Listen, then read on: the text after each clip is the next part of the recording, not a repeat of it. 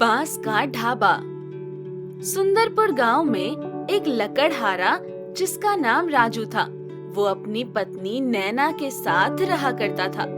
वो दिन भर मेहनत करके ढेर सारा बांस काटा करता था और काटे हुए बांस को बाजार में बेचा करता था और कटी बांस को ही बेचकर वो अपना घर चलाता था। एक दिन जब वो बांस काटने जा रहा होता है तब अपनी पत्नी नैना से कहता है, नैना, ओ नैना, तुम भी ना कभी कभी मेरी बात ही नहीं सुनती हो। मैं तुम्हें कब से आवाज लगा रहा हूँ, जरा मेरी कुल्हाड़ी ला कर दो। मुझे बांस काटने जंगल जाना है। ओहो, इतना चिल्ला क्यों रहे हो? अभी आई, जरा ठहरो। ये लो तुम्हारी कुल्हाड़ी। भगवान जाने ये चिल्लाना कब बंद करेंगे।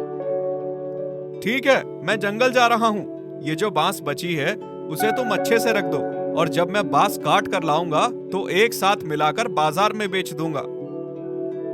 और राजू इतना बोलकर बांस काटने जंगल चला जाता है।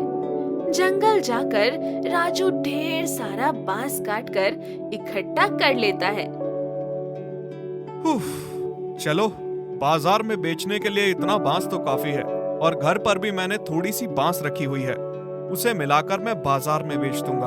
अब घर चलता हूँ, शाम होने को है, आखिर बाजार भी तो जाना है। राजू काटे हुए बांस को अपने सिर पर रखकर घर के लिए निकल जाता है और घर पहुँचते ही अपनी पत्नी नैना से कहता है, नैना, जरा सुनती हो?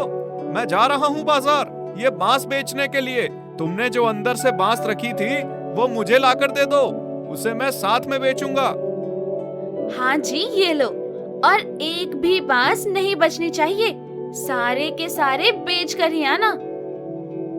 राजू बाजार चला जाता है, जहाँ राजू अपने सारे कटे हुए बांसों को बेचकर घर लौट जाता है और अपनी पत्नी नैना से कहता है, नैना, जरा जल्दी खाना लगा दो, मैं सुबह से काम करते करते थक गया हूँ। हाँ जी, अभी लगाती हूँ, आप हाथ मुंह धो लो। इसी तरह राजू हर दिन बांस काटकर बाजार में बेचा करता था। एक दिन उसकी पत्नी ने राजू से कहा, अजी सुनते हो, आज मैं भी आपके साथ बांस काटने के लिए जंगल जाऊंगी, ऐसे आपकी मदद भी हो जाएगी। ठीक है भाग्यवान, तुम तो अपनी ही मनमानी करती हो। चलो अब देर हो रही है। और फिर दोनों मिलकर जंगल चले जाते हैं, जहाँ राजू बांस काटकर नैना को देता और नैना उस बांस को इकट्ठा करती है। बांस काटते हुए नैना और राजू को घर आने में देर हो जाती है। बहुत सारे बांस काट लिया हूँ, अब घर चलता हूँ। हाँ, तुम बिल्कुल सही कह रहे हो, अब हमें चलना चाहिए। राजू और नैना अपने कटे बांसों को सिर पर उठाकर घर लौट रहे होते हैं। वैसे ही राजू को रास्ते में भूख लग जाती है और राजू नैना से कहता है, ओहो नैना, मुझे तो बहुत जोरों की भूख लगी है। ओहो, आज तो मैं भी घर पर नहीं थी, आज तो मैंने खाना ही नहीं बनाया। कोई बात नहीं, मैं गांव में ढाबे में खा लूंगा। फिर राजू और नैना दोनों गांव के ढाबे में जाकर खाना खाते हैं, जहां नैना को वो ढाबा देखकर एक तरकीब सूझती है और अपने पति से कहती है, अजी सुनते हो, मेरे पास एक तरकीब है, क्यों ना हम दोनों मिलकर कुछ ऐसा ही ढाबा खोल दे जो बांस की बनी हो। हम दोनों मिलकर एक बांस का ढाबा बनाएंगे और इस ढाबे में मैं स्वादिष्ट खाना बनाकर बेचूंगी। तुम्हें तो पता ही है कि मैं बहुत ही अच्छा खाना बनाना जानती हूँ। हाँ, तुम बिल्कुल सही कह रही हो। इस ढाबे के पास एक जगह है, हम दोनों मिलकर उस जगह में एक बांस का ढाबा खोलेंगे। नैना की बात सुनकर राजू अगले दिन अपनी कटी हुई बांस से एक नया ढाबा खोल लेता है। फिर उसकी पत्नी उस ढाबे में स्वादिष्ट खाना बनाना शुरू करती है। इस ढाबे की बात चारों तरफ फैल जाती है, जिससे सारे गांव वाले राजू और नैना के ढाबे पर खाने के लिए आने लगे। आइए आइए, इस नए ढाबे पर स्वादिष्ट स्वादिष्ट खाना खाइए। एक बार खाओगे तो बार बार आओगे। आइए आइए। देखते ही देखते वहाँ गांव वालों की भीड़ हो जाती है, जहाँ गांव वाले राजू भाई, मुझे दाल मखनी और रोटी दे दो। हाँ बहन जी, मुझे भी दाल और भात, उसके साथ स्वादिष्ट सब्जी भी दे दो। हाँ, मैं अभी आपको गरम गरम खाना देता हूँ। और इस तरह राजू और नैना के ढाबे पर भीड़ लग जाती है, जिसे देखकर नैना कहती है, देखा, मैंने कहा था ना कि अगर हम दोनों भी एक ढाबा खोल दें तो वो ढाबा चलने लगेगा। हाँ नैना, तुम बिल्कुल सही कह रही हो। तुम्हारे हाथों में तो जादू है। क्या स्वादिष्ट खाना बनाती हो। तुम्हारे हाथों का खाना खाने के लिए तो सारे गांव के लोग हमारे ही ढाबे पर आ रहे हैं। राजू और नैना स्वादिष्ट खाना बनाकर सारे गांव वालों को उस ढाबे पर खिलाते हैं, जिसे देखकर बगल के ढाबे वाले मालिक, जिसका नाम राम बहादुर था, वो राजू और नैना के ढाबे पर भीड़ देखकर जलने लगा था। अरे ये क्या, जब से ये राजू ने ढाबा खोला है तब से मेरे ढाबे पर एक दो ग्राहक ही आ रहे हैं। सारे के सारे ग्राहक तो उस राजू के ढाबे पर जा रहे हैं। इसको तो मैं सबक सिखा कर रहूंगा। मैं अभी अपने आदमियों को बोलकर इसके ढाबे का सत्यानाश करवाता हूँ। हाँ, तुम सबसे मुझे काम है। मैं जैसा जैसा कहता हूँ तुम सब बिल्कुल वैसा ही करना। रात होते ही ये राजू के ढाबे को जलाकर राख कर देना। तब इसे पता चलेगा मेरे बगल में ढाबा खोलने का नतीजा क्या होता है। ठीक है मालिक, आप जैसा कहते हैं हम वैसा ही करेंगे। राम बहादुर अपने आदमियों से कहकर रात होते ही राजू और नैना के ढाबे पर आग लगा देते हैं और वहां से भाग निकलते हैं। अगली सुबह जब राजू और नैना ढाबा खोलने आते हैं, तब वो अचानक देखते हैं, अरे ये क्या भगवान, हम तो लुट गए, मर गए, बर्बाद हो गए। ये हमारे ढाबे को किसने जलाकर राख कर दिया। हाय रे हाय, कीड़े पड़े जिसने मेरे बनाए हुए ढाबे को जलाकर राख कर दिया। भगवान उसका कभी भला नहीं करेंगे। अब हम क्या करेंगे, हमारा ढाबा तो जलकर राख हो गया है। रो मत नैना, मैं कुछ सोचता हूँ। और फिर वो दोनों मायूस होकर आगे की सोचते हैं, जहाँ राजू को उसके दिमाग में एक तरकीब सूझती है और नैना को अपनी तरकीब कहता है। नैना, मायूस मत हो, मैंने कुछ सोचा है। हम दोनों मिलकर फिर से एक नया ढाबा खोलेंगे।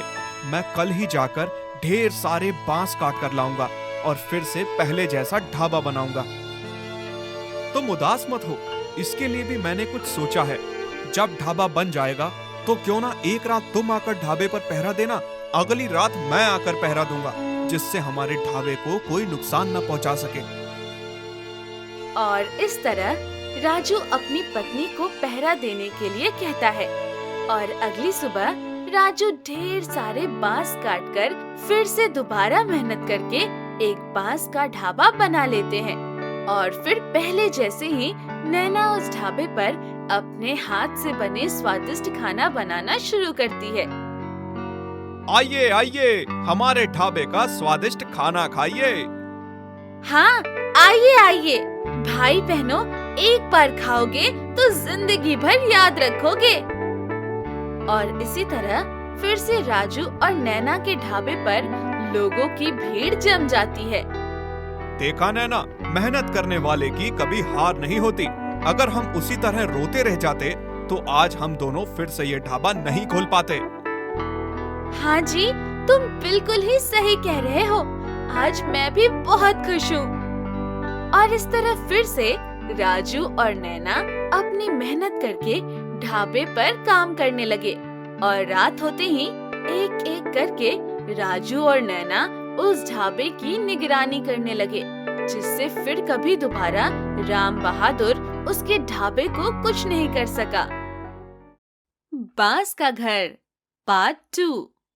राजू ने अपना एक बांस का ढाबा खोला था जो राम बहादुर के ढाबे के बिल्कुल बराबर में था। राजू का ढाबा बहुत अच्छी तरह से चल रहा था, जिसकी वजह से राम बहादुर का ढाबा ठप होता नजर आ रहा था। उसके ढाबे पे 2-4 ही लोग खाना खाने आते थे, क्योंकि राजू के ढाबे पे खाना स्वादिष्ट होता था। साथ ही राजू और नैना का व्यवहार भी अच्छा होता था। अरे, तुम तो मेरे ढाबे पर खाना खाने आते थे, अब तुमने अपना रास्ता कैसे बदल लिया? इतने वक्त से तुम मेरे ढाबे पर खाना खाते आ रहे हो, अब तुम्हें राजू के ढाबे पर खाना अच्छा लगता है? अरे वो तो तुम्हारे ढाबे पर खाना एक मजबूरी थी, क्योंकि यहाँ पर कोई और ढाबा ही नहीं था।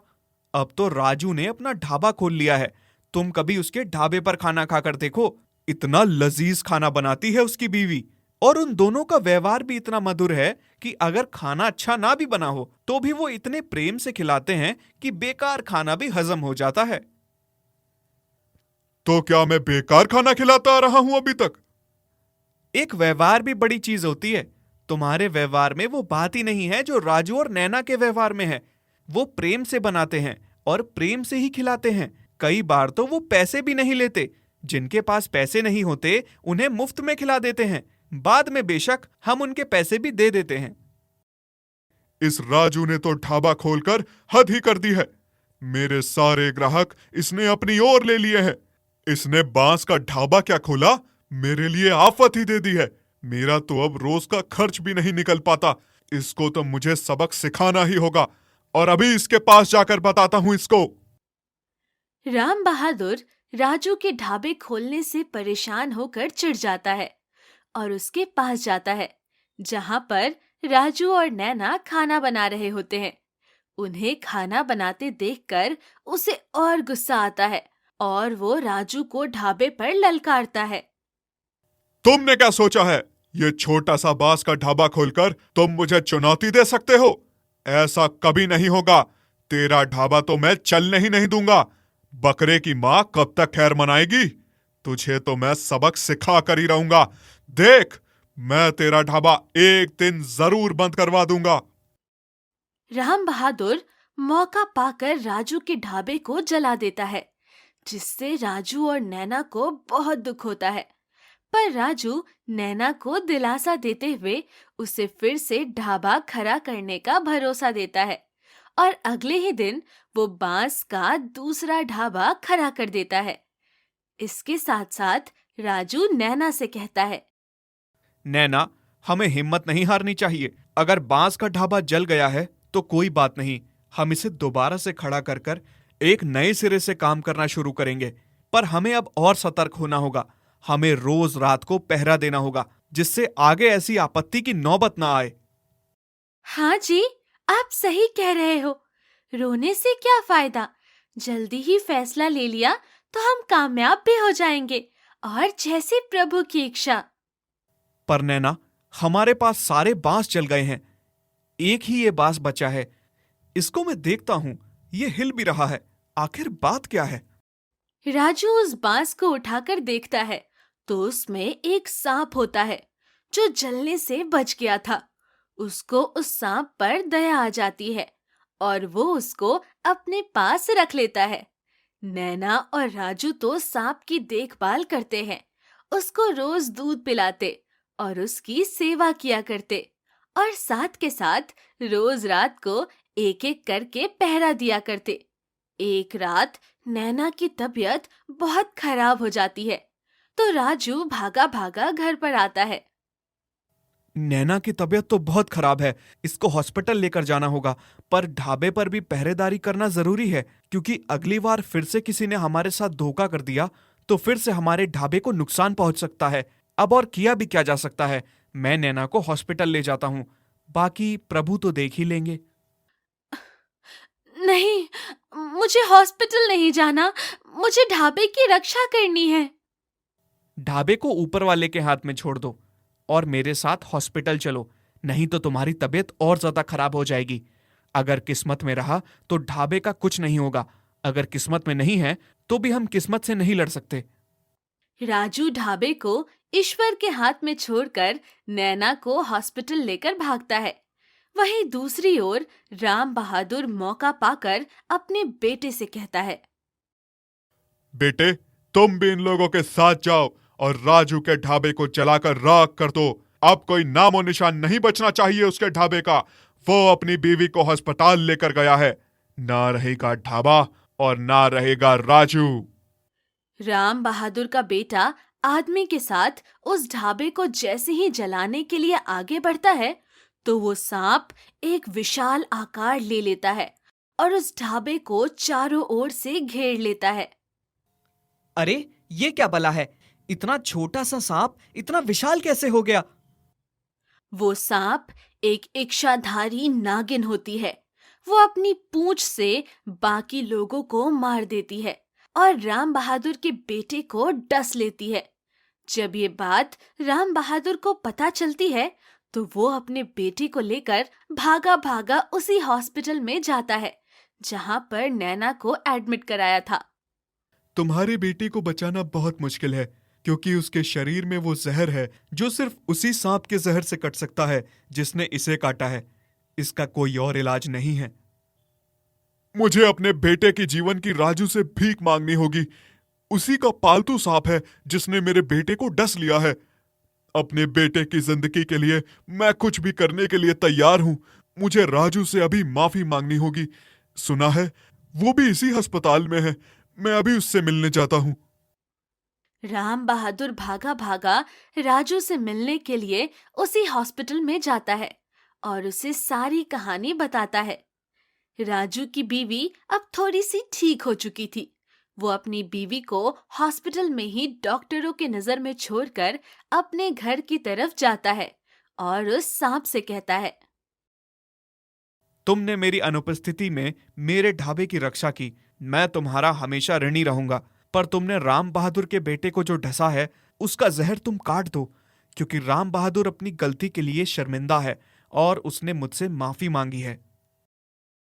माना कि मेरी गलतियों की सजा की कोई माफी नहीं है, पर मैं आप दोनों से तहे दिल से माफी मांगता हूं। मैं आगे से ऐसा कभी ना करने का वचन देता हूं। मेरे बेटे को ठीक कर दो। राजू, मेरा जीवन तुम्हारा ऋणी है और ये ऋण मैं कभी नहीं उतार सकती। तुमने मेरे जीवन की रक्षा की थी, इसलिए मैं हमेशा तुम्हारे साथ ही रहूंगी। और रही बात राम बहादुर के बेटे की, अगर तुमने उसको माफ कर दिया हो तो मैं भी उसका जहर काट दूंगी। नागिन उसके बेटे को दोबारा से डसकर जहर की काट कर देती है, जिसकी वजह से राम बहादुर का बेटा स्वस्थ हो जाता है और फिर कभी राजू को परेशान नहीं करता। राजू और नैना अपना उसी तरह से ढाबा चलाते रहते हैं, जिसमें इच्छाधारी नागिन भी सहायता करती है। सभी हंसी खुशी अपना जीवन जीने लगते हैं।